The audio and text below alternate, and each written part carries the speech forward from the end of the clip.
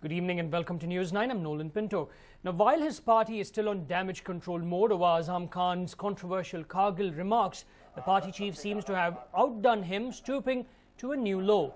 SP chief Mulayam Singh Yadav has sparked a furor with his speech in which he defends the Mumbai rapists who were awarded death sentence a few days back. Mulayam Singh has been caught on camera telling a crowd that the boys made a mistake. उन महिलाओं को अगर देश में सबसे ज्यादा किया है तो मोदी साहब आपने जाके बयान देती मेरे साथ रेप किया। अब बेचारे को तीन को फांसी हो गई। क्या रेप में फांसी दी जाएगी? तीन लड़के हैं, गलती हो जाती है तो तीन को भी फांसी दे दी मुंबई। अब सोचिए ऐसे कानूनों को बदलने की कोशिश की जाएगी जो उपयोग करने वालों को सजा देगी और झूठ report. Now, the former Uttar Pradesh Chief Minister further defended those who commit such heinous crimes, saying boys err at times. Now, Yadav's statement comes at a time when people across the country are casting their ballots to choose the next government of the country. Indian women form 49% of the electorate. Safety is among the main issues, besides corruption and price rise, on the minds of women across the country. In fact, he was talking about the Shakti Mills gang rape case, wherein a Mumbai Sessions Court had sentenced 3 repeat offenders in the 2 Shakti Mills gang rape cases to death under provisions of Section 376E of the Indian Penal Code that carries the maximum of death penalty. Now, it is the first time in the country that rape convicts have been sentenced to death under this section that was brought in by the new Criminal Law Amendment Act in 2013 after the brutal Delhi gang rape case.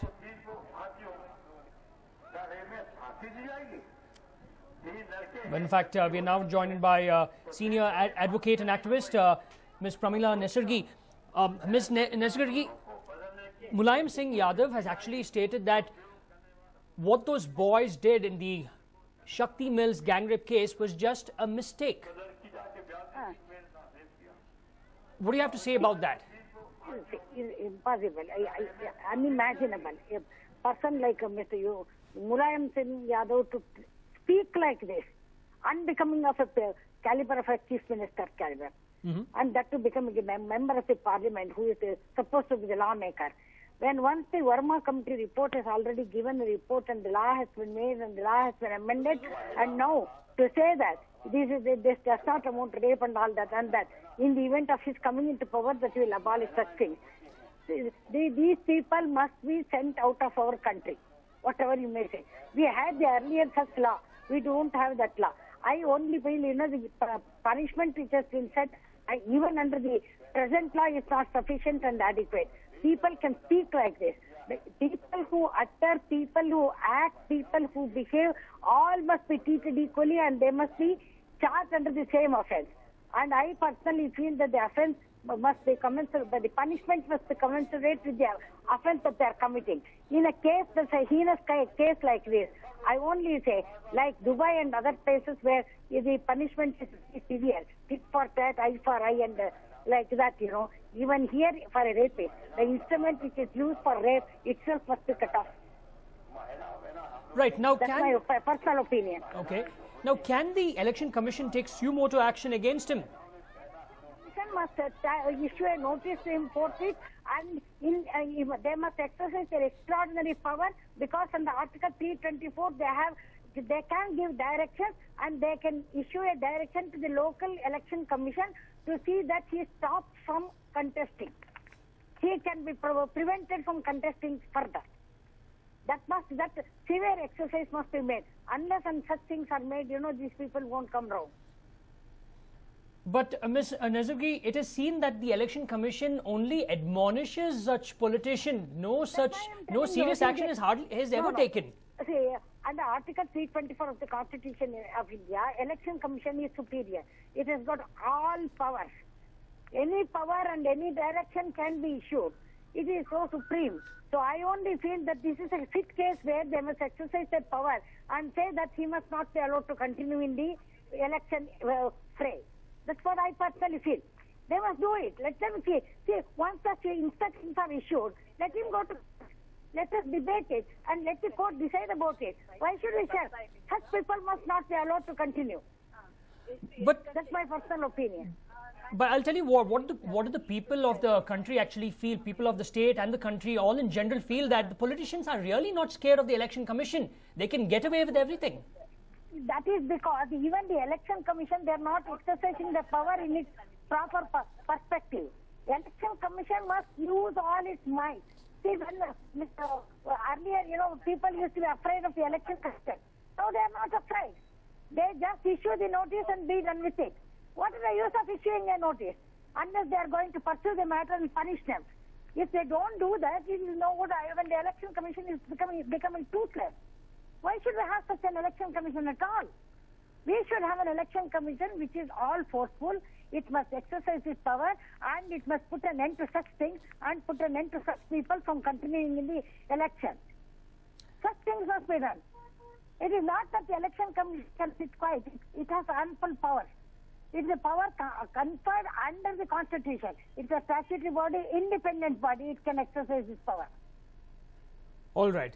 All right, Pramila Nesargi, thank you very much for speaking to us. That was senior advocate and social activist Pramila Nesargi stating that the Election Commission, in fact, has the powers to stop Mulayam Singh Yadav after he made this controversial statement from contesting or even disqualifying him from any post that he holds. In fact, let's once more listen into what SP Chief Mulayam Singh Yadav had to say. तो लड़की जाके ब्याह देती मेरे साथ rape किया, अब बेचारे को तीन को फांसी हो गई। क्या रेप में फांसी दी जाएगी? तीन लड़के हैं, गलती हो जाती है तो तीन को भी फांसी दे दी बम्बई। अब सोचिए आप, ऐसे कानूनों को बदलने की कोशिश की जाएगी तो उपयोग करने वालों को सजा देगी और झूठ रिपोर्ट करने वालों को भी। Chief Minister Siddaramaia's Narahara Modi comment has come back to haunt him. The Election Commission has admonished him for violation of the poll code of conduct. Chief Minister Siddaramaiya had said that Narendra Modi should be a Narahara and not be called Hara Hara Modi. Narahara roughly translates to being a manslaughterer.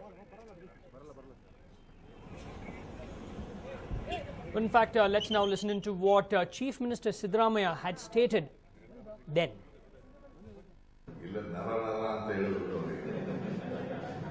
ನರಭೇದ ಮಾಡೋದಂತಹ ನರ ಮೋದಿ ಅಂತ ಕರೆಯುವುದು ಇಲ್ಲ ನರ ಅಂತ ಹೇಳುವುದು ನರಭೇದ ಮಾಡೋದಂತಹ ನರ ಮೋದಿ ಅಂತ ಕರೆಯುವುದು.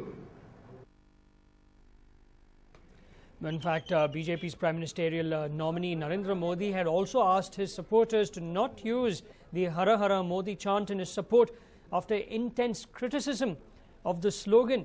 He was quoted as saying some enthusiastic supporters are using the slogan Hara Hara Modi. I respect their enthusiasm but request them not to use this slogan in the future. This is what Modi had tweeted soon after a lot of people had criticized him. And immediately after that happened, Chief Minister Siddaramaiya had stated that he should not be, or the term Hara Hara Modi should not be chanted, but Narahara Modi should be chanted instead. Now, former Chief Minister S.M. Krishna has spoken out on the rift between Congress party workers in Mandya. S.M. Krishna stated that the reason for the continuous infighting between factions of the Mandya Congress was the arrogance of party workers. He stated that party workers must solve their differences and work towards supporting Ramya instead of fighting with each other at her rallies. He also added that he's happy Housing Minister Amrish is coming back from Singapore. That's tomorrow, and he hopes that Amrish's return will calm down tempers in the party. Now we have information that Amrish will be arriving in Bengaluru on the 11th, that is tomorrow, and at about 11:30. And thereafter he would address supporters at 4 from his residence. Furthermore, in order to give a big boost to Ramya's campaign on the last day of campaigning, on the 14th of April, a few days' time, he would be campaigning in Mandya for Ramya.